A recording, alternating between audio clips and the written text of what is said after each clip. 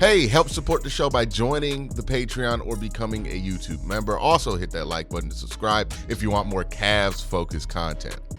All right, so this is a tricky game to talk about with the Cavs here because there are some things that you could just write off in this game as like, man, the Clippers were just hot, right? And I think that part of it, there's some truth to that.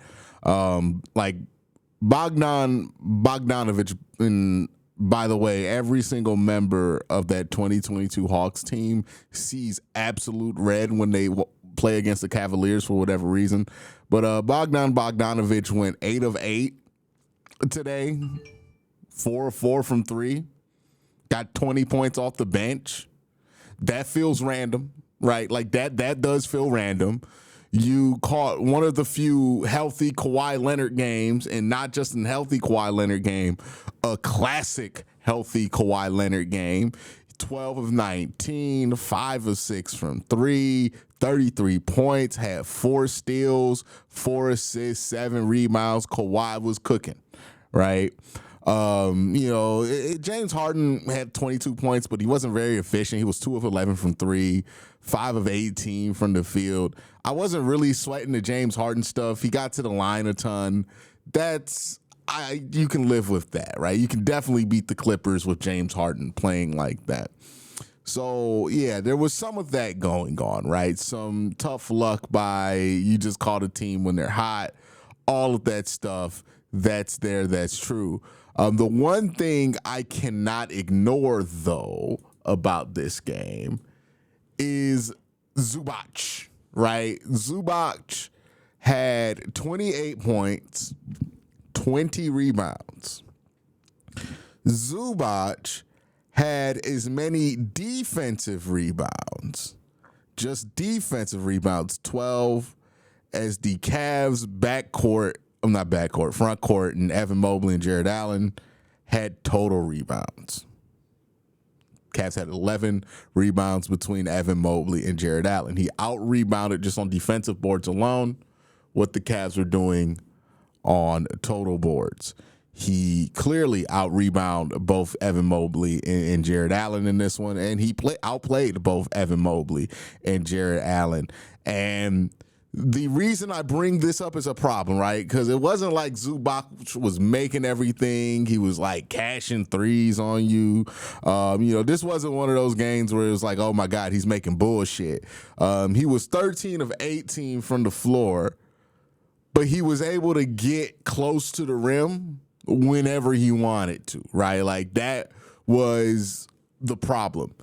And Zubac, I know he's listed on ESPN's website at a comically inaccurate 240 pounds. Like if you look on the ESPN website, it tells you that he is somehow smaller than Jared Allen. We know that's not true, right? We know Jared Allen is significantly smaller than Zubac, right? I think Zubac's probably sitting closer to where Jokic sits. We're talking about 270, 280, right?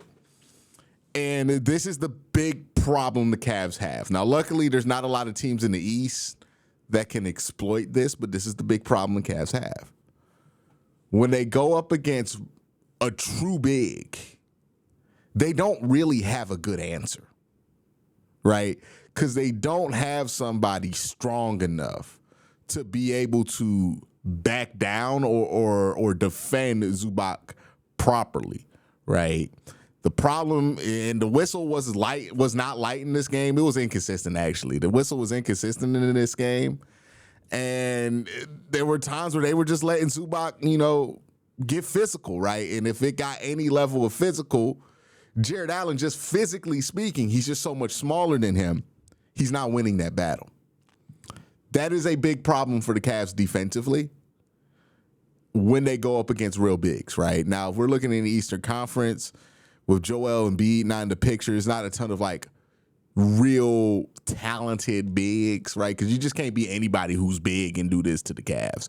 But there's not a ton of real talented bigs. The only team we know that has a couple of true bigs, but they both shoot is Boston and Kristaps and Al Horford. But they're both going to shoot a ton. So they're not going to be used in the way that Zubac is being used. But if you have to go up against Jokic, right, like this is going to be a problem for you if you get to the finals. So that is something I look at as a reoccurring issue is, hey, at the end of the day, Jared Allen is just not that big, right? He has done a lot to get more physical. He has done a lot to get a lot more tougher.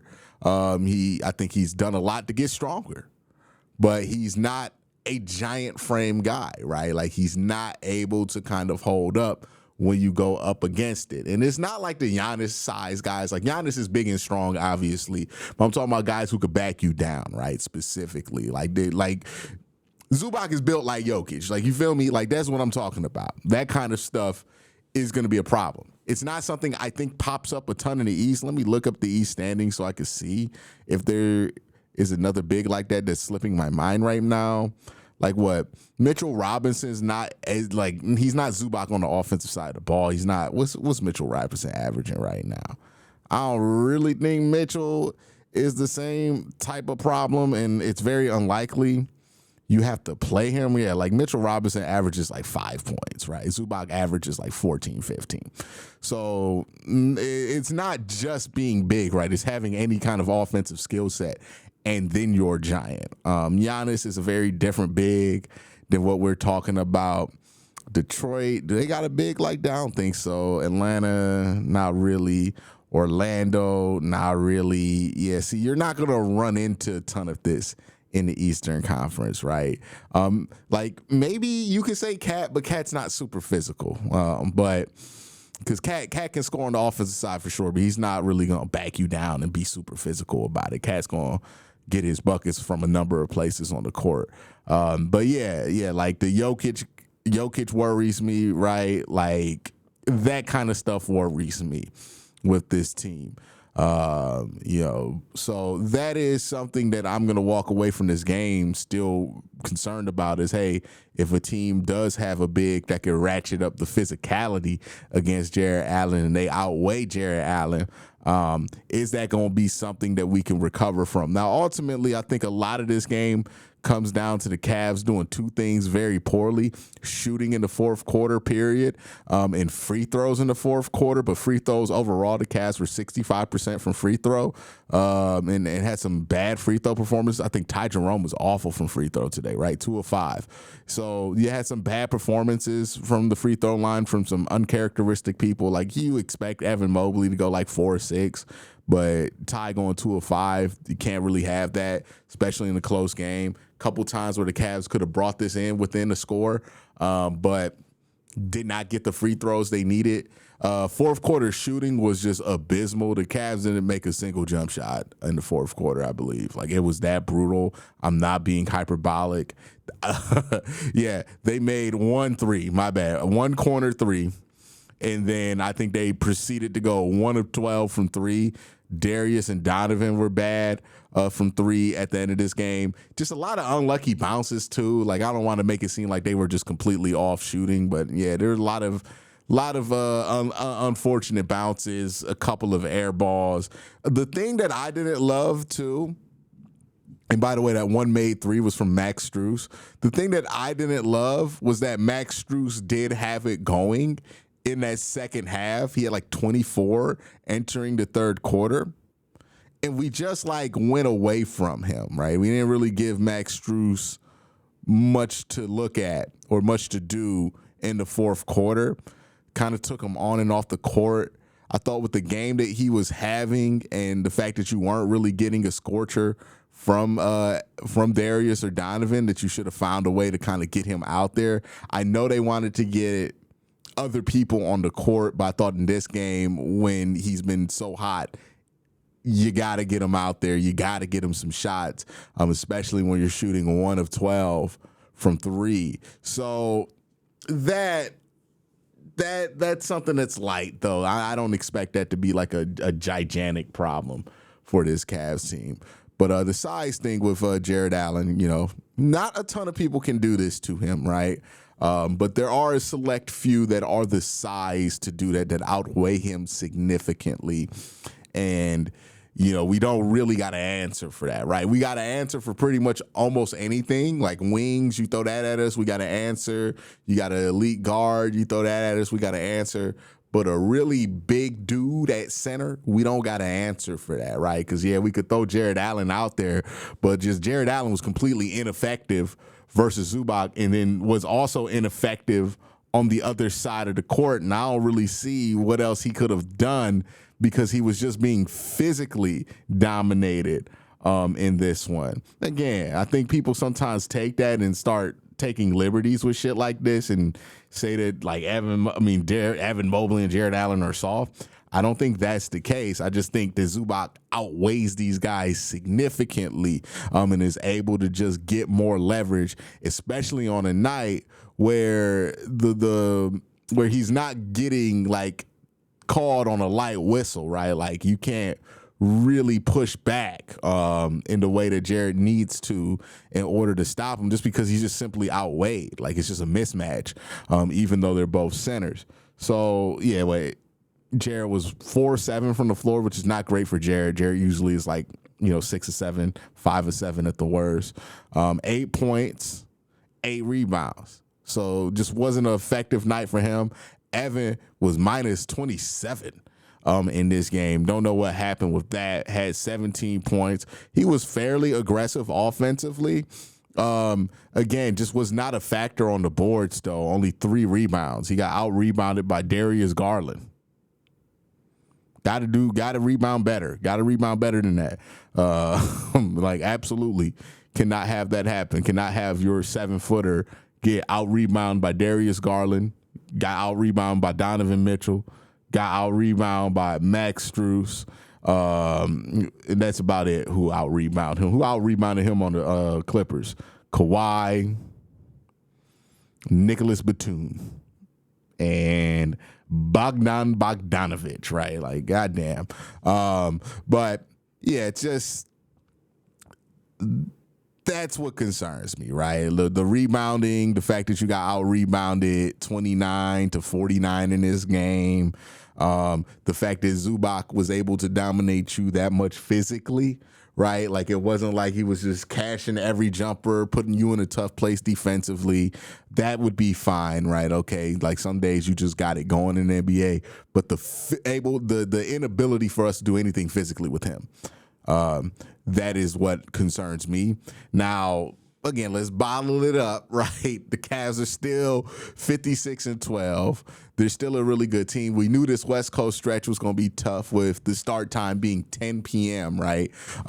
It's especially tough when you catch the Clippers on a healthy night and a hot night shooting. The Clippers shot 45% from 3, 54 from the floor. They made their free throws tonight. Kawhi was on fire. Like, it's hard to beat the Clippers no matter who you are if that's how they're going to play. And if Kawhi is playing at that level, like Kawhi, a lot of people forget, carried the team to a championship. So, that's going to be tough to beat, obviously.